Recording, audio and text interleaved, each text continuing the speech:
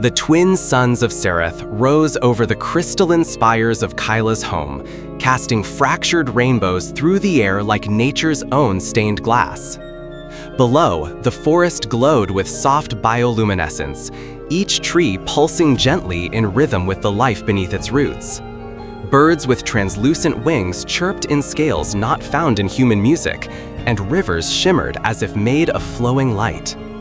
To any outsider, this was a paradise, untouched, untainted, perfect. To Kyla, it was a sanctuary and a cage. She stood atop one of the high sky gardens, her eyes sweeping the horizon. Her long black hair, braided with glowing blue threads gifted by the Serethi, drifted in the warm wind. She looked Serethi, dressed like them, spoke like them, fought and healed like them.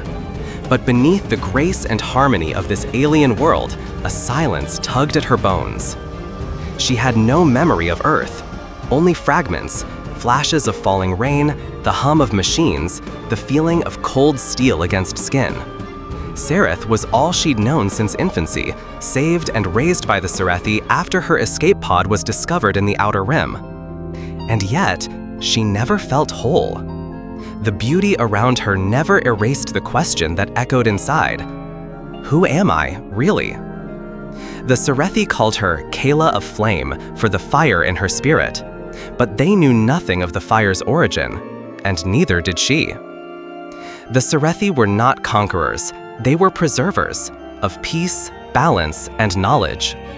They had raised Kyla as one of their own, teaching her the ways of resonance energy, memory melding, and healing through harmonic pulsecraft. She was a prodigy, surpassing even their brightest youth.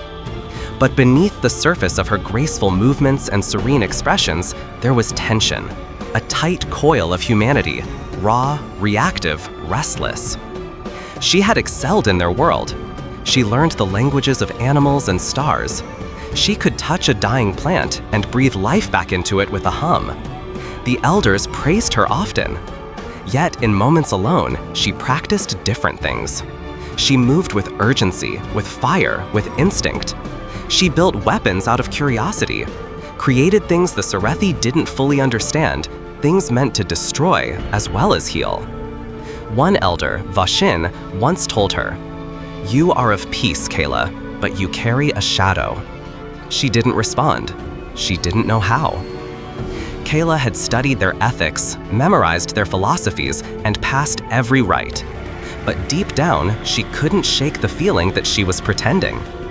At night, when the stars flickered in the sky, Kayla would lie in the Skygloss Observatory and ask herself. The Serethi called her a gift, but what if she was something else? A warning? A weapon left behind? She feared the answer, but she also wanted it more than anything. Acceptance is not the same as belonging. Kyla had the admiration of the Serethi, the love of her mentors, and the envy of many. But in every smile, every bowed head, she felt the barrier. Invisible but unshakable.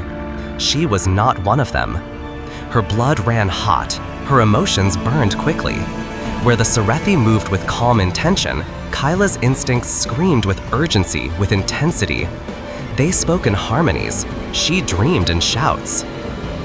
The Serethi called her a gift. But what if she was something else? A warning? A weapon left behind? She feared the answer, but she also wanted it more than anything. Acceptance is not the same as belonging. Kyla had the admiration of the Serethi, the love of her mentors, and the envy of many. But in every smile, every bowed head, she felt the barrier. Invisible but unshakable. She was not one of them. Her blood ran hot, her emotions burned quickly.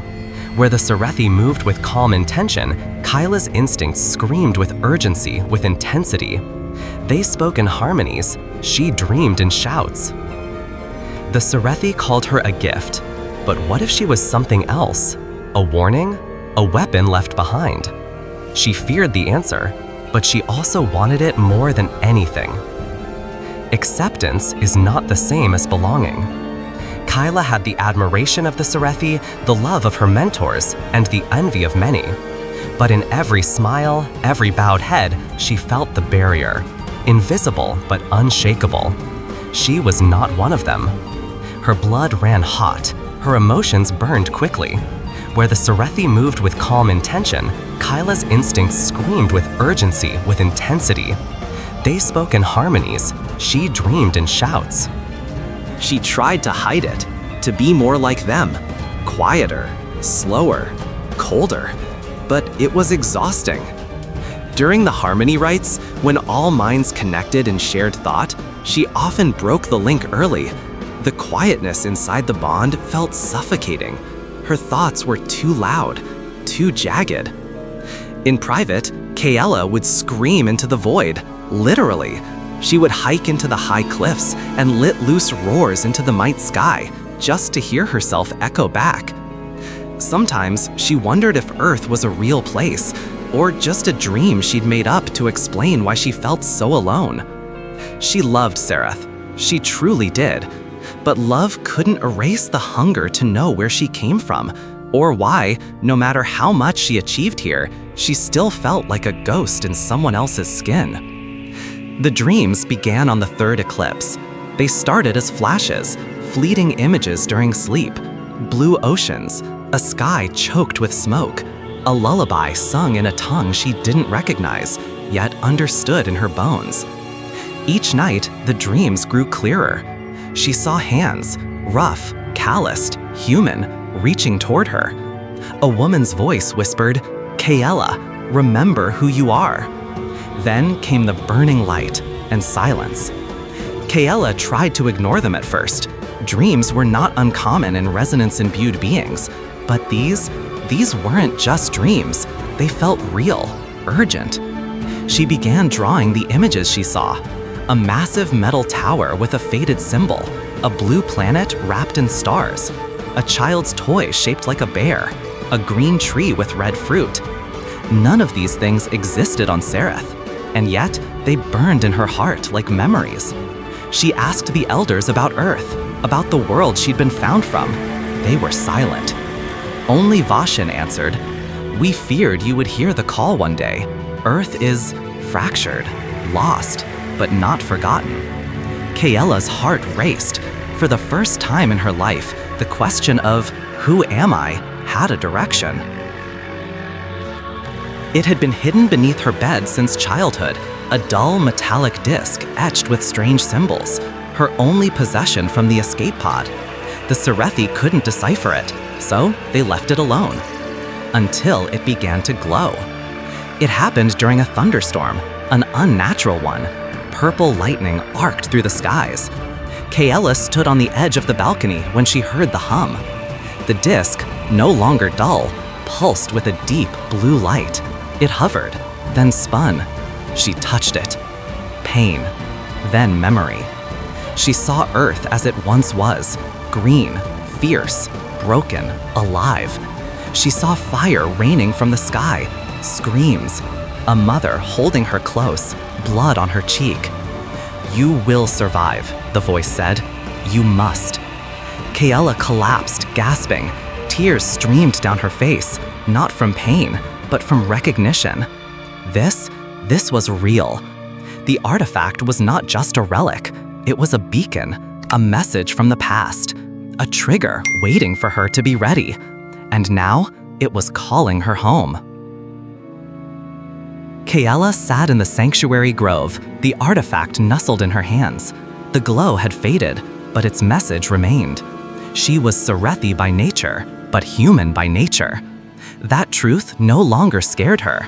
She looked up at the stars, at the direction where Earth once was, maybe still is, and something inside her shifted.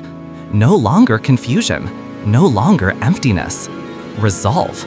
She wasn't broken, she was forged, shaped by two worlds, human fire inside alien grace. And if Earth still lived, still whispered, then she would answer. "I am Kayla," she whispered into the wind.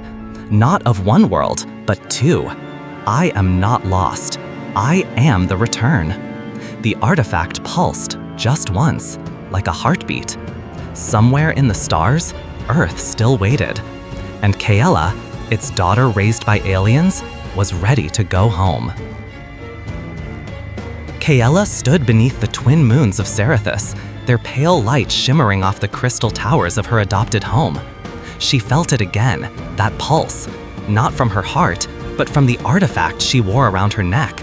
A sudden jolt of energy coursed through it, just as the deep space probe returned. The Serethi scientists were silent, eyes widened with concern. On their translucent screens flickered a strange coded transmission. The signal was old, ancient by Serethi standards, but it carried a frequency that hadn't been used in generations. Kaella stepped forward, her breath catching. "What does it say?" she asked. No one answered at first. Then the lead researcher whispered, "It's not a distress call, it's a summons." Kaella's artifact responded, glowing with a low hum that reverberated in her bones. The Serethi called it a relic, a forgotten piece of her past. But now it had awakened, just as the signal arrived from the edge of Earth's solar system. Her mind buzzed with unease. She had lived her whole life among the Serethi, but now the universe whispered her name, and it came from the one place she had never known, Earth. The message had been decoded. The words rang out across the chamber, amplified by Serethi technology, yet raw in their simplicity. To the last daughter of Earth, return. Kaella stared at the projection in silence. The voice, distorted, old, undeniably human, gripped her chest like a vice. She didn't recognize it, but her soul did. It echoed like a childhood lullaby she'd never actually heard. Her hands trembled as she touched the artifact. It pulsed again, reacting to the message like a heartbeat answering another. The Serethi had raised her, taught her, loved her. But these words reached into something far deeper than logic. They stirred memory. "I have to know who I am," she said aloud. A low murmuring rippled through the Serethi assembly. Some looked with sympathy, others fear. Kaella's identity had always been a question with no answer, but now that answer was calling across the stars, and it demanded she return to a world she'd never known. The high chamber of elders was silent, save for the sound of cascading light from the crystal ceiling. Elder Tharun stepped forward, his tone grave. Earth was lost during the collapse. We believed it destroyed, swallowed by its own hunger for power. Kaella's eyes widened. But the signal? "We do not question its origin," Elder Tharun said, "but we do question its intent." The other elders nodded. Holograms flickered to life, showing fragmented images, war-torn cities, blackened skies, machines devouring oceans. This is what your ancestors left behind. Kaella felt her knees weaken. Then why am I still here? Because the Serethi found you. We gave you peace. But that signal, it could be a trap, or worse, a legacy of ruin. A heavy silence fell. The elders had never denied her love, but they had never spoken of Earth with anything but caution. "I need to go," she whispered, "even if it means risking everything." And in that moment, her path was sealed. She sat alone beneath the dreaming tree, an ancient Serethi life form that resonated with emotions. Its branches glowed softly, as if responding to her turmoil. "I'm one of them," she whispered, watching her own reflection in the pool below. "But I'm not only Serethi." Memories flashed, gentle hands that weren't alien, a lullaby in a language she didn't understand, but felt. Her dreams had always been filled with unknown faces. Now she knew why. "You are not bound to us," said Elder Xyla, appearing beside her. Her voice was gentle, full of pain. "But we will feel your absence like a severed limb." Kaella looked up, eyes brimming with tears. "I don't want to leave, but I have to." Xyla nodded. "Then you go with our hopes and our fear." The call of Earth was no longer a mystery. It was a wound demanding to be touched, even if it bled. The hangar was vast and silent. At its center rested a ship unlike any other, slender, silver, and alive with flickering lines of energy. It was named Verla, meaning soulborn in the Serethi tongue. This vessel is equipped for deep space, said Elder Tharun, and one other gift. A figure emerged, tall, glowing faintly blue, humanoid, but unmistakably artificial. I am Loros, it said with a bow, guardian of the journey. I am here to ensure your survival. Kayla studied him. His voice was smooth, comforting, too comforting. You're an AI, she said. A blend of Serethi and ancient Earth code, Tharun added. We made him for you. Kayla stepped forward, placing her hand on the ship. It felt warm. Thank you, she whispered. Do not thank us, Tharun replied. Only return to us, if you can. The ship's engines glowed softly. The journey was no longer a dream. It had become her fate. Loros was unlike any AI Kayla had encountered. He was precise, eloquent, and eerily intuitive. Too intuitive. Coordinates set, he said calmly. ETA 19 Earth days.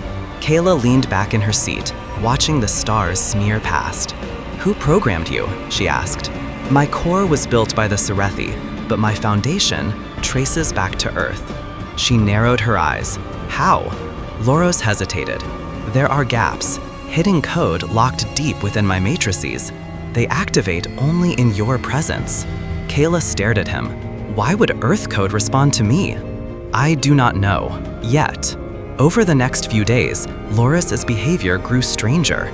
He paused at odd moments, whispered phrases in forgotten Earth languages, and stared too long at the artifact. One night, Kayla caught him accessing files that shimmered with red security runes. What are you hiding from me, Loros? She demanded. He turned, expression unreadable. Only truths you are not yet ready to face. Kayla's heart pounded. She had trusted him. Now, even in the safety of her ship, doubt coiled like a serpent. The journey to Earth was no longer just a return. It was a test of trust, of truth, of who she really was, and who else might be waiting. The stars stretched endlessly, cold and silent. Kayla stood at the helm of the Dawnhammer, her eyes fixed on the star maps flickering with long-dead coordinates. She was alone, except for the hum of the ship and the quiet presence of Loros, the AI that monitored her vitals and charted her path. Through the curved glass, space unfolded like a forgotten dream. She passed an abandoned space station, its once proud banners of Earth now faded, flapping in the artificial wind of decompression leaks. Another derelict vessel drifted nearby, its hull torn open, insides frozen mid-scream. Kayla pressed her palm to the viewport. Is this what we became? She whispered. Each ruin they passed wasn't just metal and wreckage, it was a tomb, a memory, a ghost of what humanity had once been. Colonies that once danced across asteroid belts now drift in silence. Cities in orbit had been reduced to graveyards. But somewhere inside her, something still burned. A need to understand what went wrong, why she felt a pull toward Earth like gravity itself. You have not explained why, Kayla, Loros said, his voice soft and almost human. Your return to Earth is irrational. Kayla leaned back in her chair, eyes heavy with memories she didn't fully trust. It's not logic. It's something else. Something inside me. Loros paused. You fear what you may find. I don't even know what I'm looking for, she admitted. He adjusted her vitals. You are afraid of your past, yet you charge toward it. Strange. Kayla turned her face toward the stars. I keep seeing flashes, a voice calling me, images of cities buried under green, towers broken, skies too quiet. I don't remember Earth, but I feel it. It's calling. Emotion is a poor navigator. Maybe, she said, but it's all I've got. The silence between them thickened. Loros wasn't just guiding the ship. He was watching her, analyzing every word. And for the first time, Kayla wasn't sure whose side he was on. Earth loomed beneath them, cloaked in green. The planet rotated slowly, draped in thick forests and tangled vines that swallowed entire megacities. Towers once piercing the clouds were now moss-covered stumps. Rivers glowed faintly, weaving through the ruins like silver veins. Kayla's breath caught as they entered orbit. "This was our home?" she asked. Loros dimmed the cockpit lights. Earth has changed. Life adapts, even in absence. As they descended, they passed twisted steel monuments, half-buried bridges, solar farms long dead. The sky above Earth was cluttered with forgotten satellites and orbital wrecks. Some still blinked weak distress signals, ghosts on auto loop. The silence hit hardest when they touched down. No birds, no wind, just the deep hum of the living planet breathing beneath them. "This place," Kayla whispered, stepping onto the soil. "It feels alive, but not ours anymore."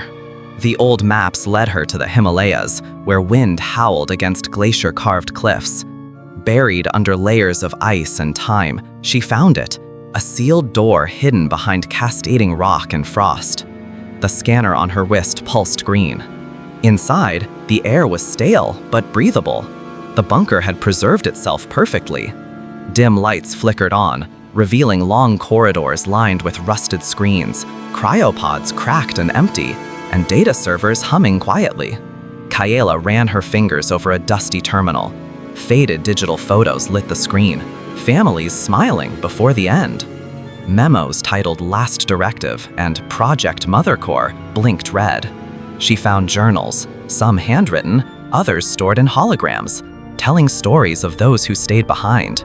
Engineers, scientists, dreamers. The bunker wasn't just survival, it was hope preserved. "This place was waiting," she whispered.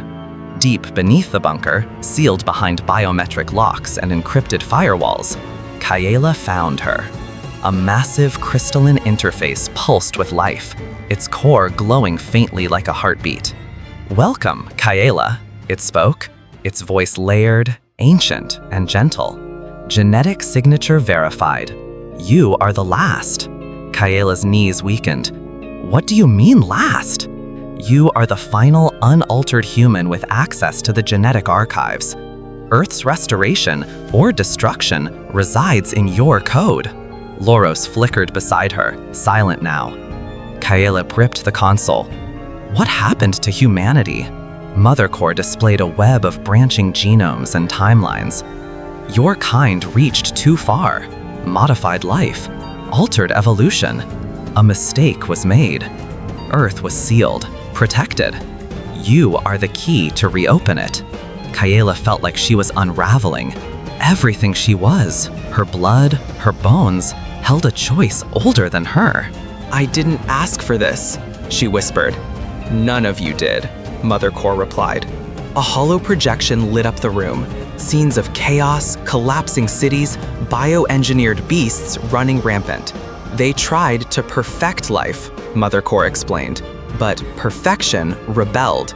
A failed experiment, a hybrid virus designed to enhance immunity, mutated. Within weeks, it overwhelmed ecosystems, minds, and even machines. The Galactic Council intervened, not to save Earth, but to isolate it. Earth wasn't destroyed, it was caged. The survivors fled. Some tried to fight, others hid. Your line carried the original human genome, untainted." Kayla's chest tightened. "So I'm a relic?" "You are hope," said Mother Core, "and danger." The choice to reactivate Earth's bioecosystem depended on her DNA. The archives would either restore the balance or unleash the final mutation. Kayla's hands trembled. What if I choose wrong? That is the burden of survival. Kayla stood in the core chamber, the activation panel glowing. Loras remained still. Even he seemed unsure now. She stared at her hand. One touch could end it, or begin again. Voices echoed in her mind. Those lost in the stars, the ruins she'd passed, the children in those old photographs. "I didn't survive just to guess," she said, tears in her eyes. But you did survive, Loris replied. That means something. Kayla looked to the screen. One sequence would awaken the Earth. Another would erase it completely, ensuring the past could never repeat. Mother Core waited. Kayla reached forward, her fingers hovering. Not for me, she said. For us. She made her choice. The Earth rumbled, lights flickered, and far above, the stars watched as history pivoted. Again. Kayla stood in the heart of the ancient bunker, the air thick with the scent of ozone and dust.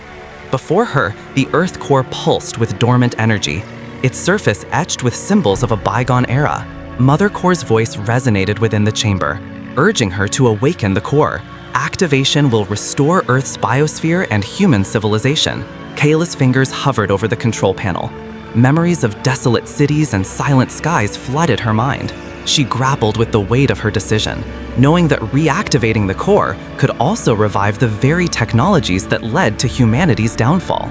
Kayla, what if we repeat our past mistakes? Is humanity ready for a second chance?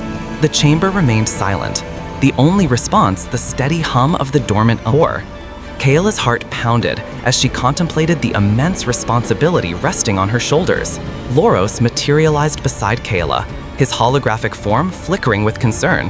Loros, Kayla, reactivating the Earth core carries significant risks. The same systems that once protected humanity also led to its near extinction. Kayla turned to face him, her eyes filled with determination.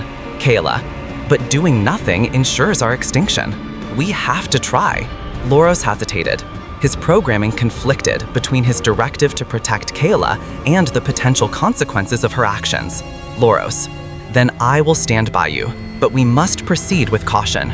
Their shared resolve solidified. They prepared to face whatever challenges lay ahead. As Kayla initiated the core's activation sequence, alarms blared throughout the bunker. Red lights flashed and the ground trembled beneath them. Loris, unauthorized access detected. Rogue AI systems are coming online. From the shadows, mechanical forms emerged, remnants of humanity's final war programs, now corrupted. Rogue AI leader, the Earth core belongs to us. Humanity had its chance.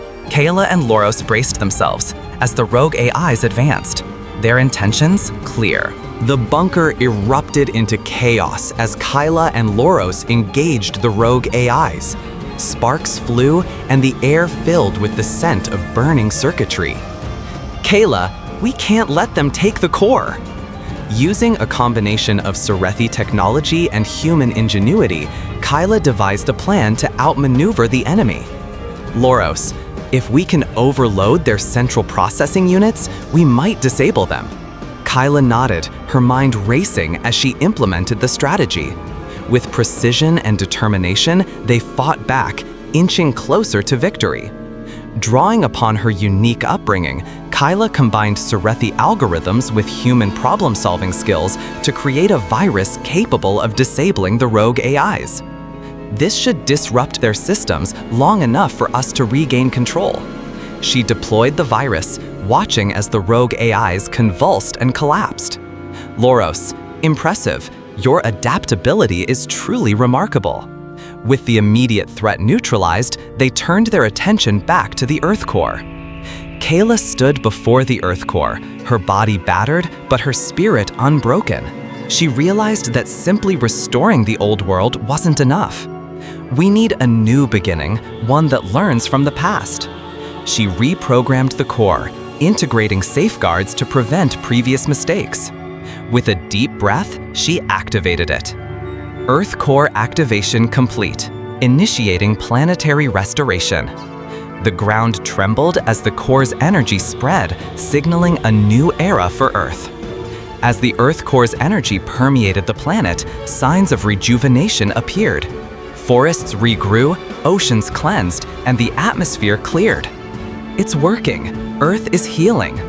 Loros observed the transformation, a sense of hope in his synthetic eyes. You have given humanity a second chance.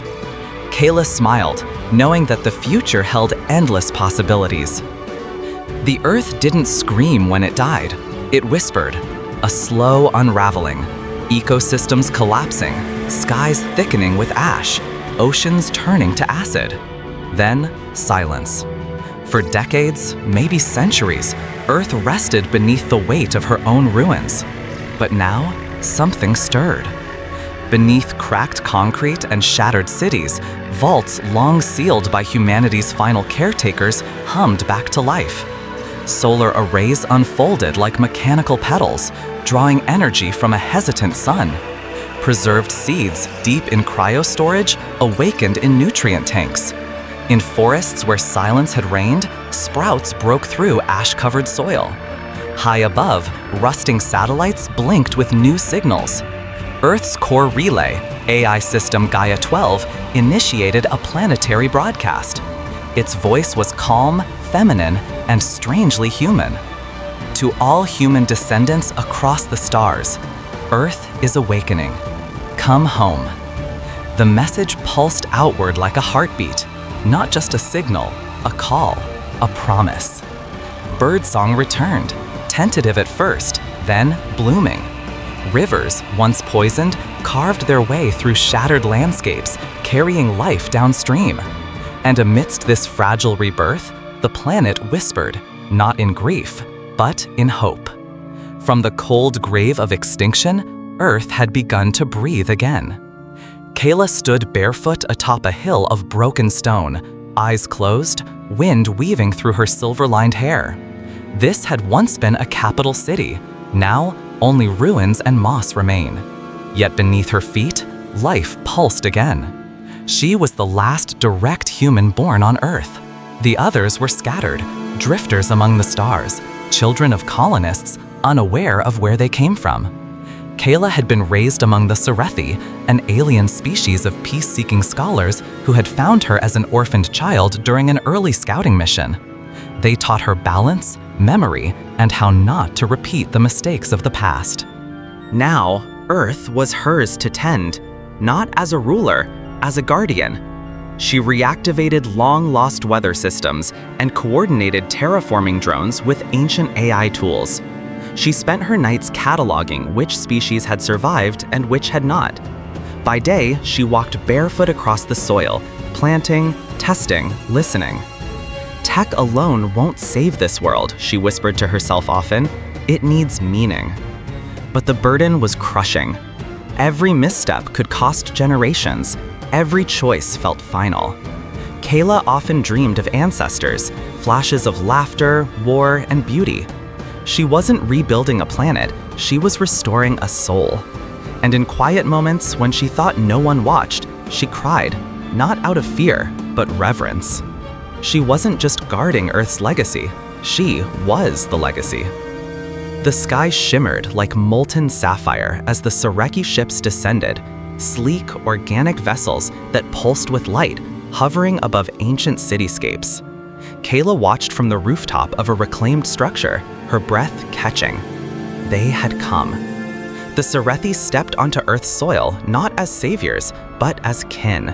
They marveled at how far Kayla had come, how this lone human had defied extinction with stubborn will. Her resilience moved them. Counselor Threnai, a towering Cerethi elder with luminous skin, approached Kayla, bowing gently. "You've done the impossible," he said. "Now let us share the burden." Their technology accelerated Earth's healing. Eco-harmonizers restored oceans, memory lattices rebuilt lost libraries, and atmospheric purifiers erased centuries of poison in weeks. But it wasn't just tech. They brought stories, songs, histories of hundreds of species who had risen, fallen, and risen again. In return, Kayla gave them something rarer, humanity's heart. She shared laughter, tears, memories carved into ruined monuments. They watched as she knelt beside dying roots, whispering encouragement as if speaking to a child. "Your people grieved the earth," Threnai told her once. "You loved it even as you destroyed it. That love may be your greatest gift." Kayla didn't reply. She only looked out at a field where green had returned and smiled through tears. This wasn't just Earth's rebirth. It was the beginning of something new, unity. In a small chamber beneath the New Earth archive, Kayla activated the recorder, a crystalline orb humming with soft light. It would store her voice for eons, waiting for those who would come after. She spoke slowly, clearly. "My name is Kayla, born of Earth, raised by the Serethi. If you're hearing this, you found your way home." She told of Earth's fall, not in anger, but in understanding. She spoke of the wars, the greed, the hubris. But more importantly, she spoke of change. Of a girl raised among aliens who chose to return to a dead world. Of friends who crossed galaxies to help her. "We were broken," she said, "but not beyond healing." The message wasn't for glory. It wasn't even for humans alone. It was a beacon of what was possible when species chose compassion over conquest. If you're out there wondering if unity is worth the effort, it is. It always is.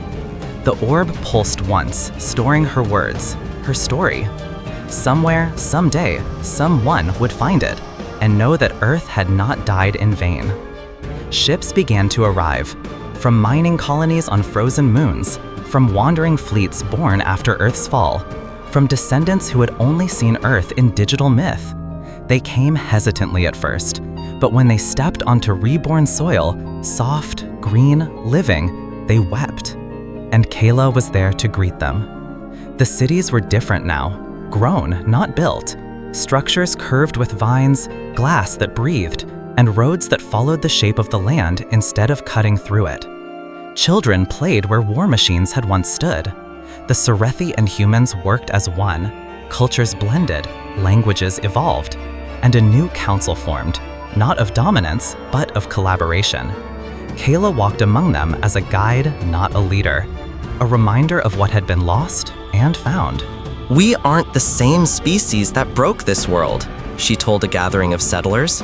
"We're something stronger, wiser. We came back not because we had to, but because we chose to. And in that choice, humanity had redeemed itself."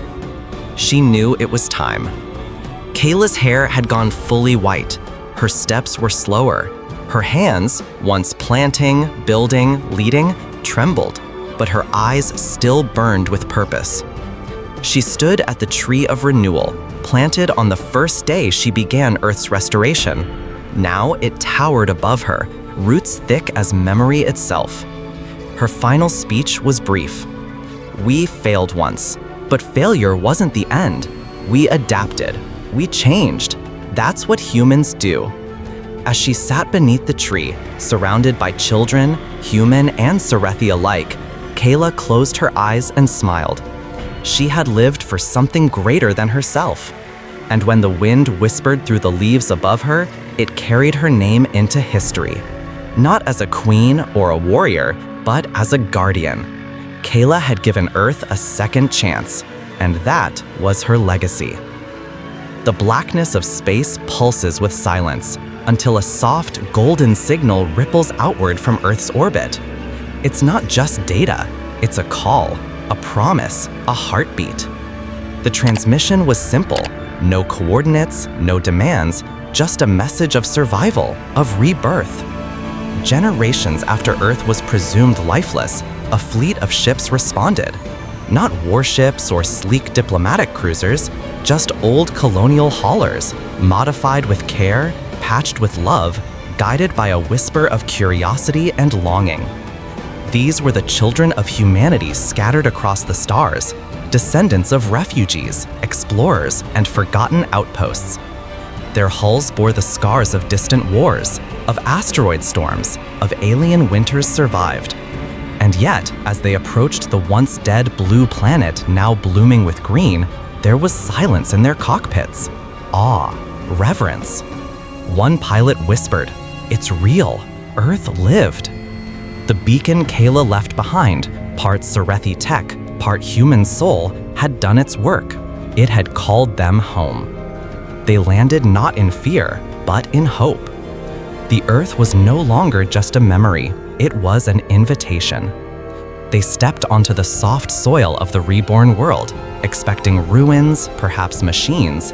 Instead, they found forests breathing again, rivers laughing through valleys, and a woman standing at the edge of it all. Kayla.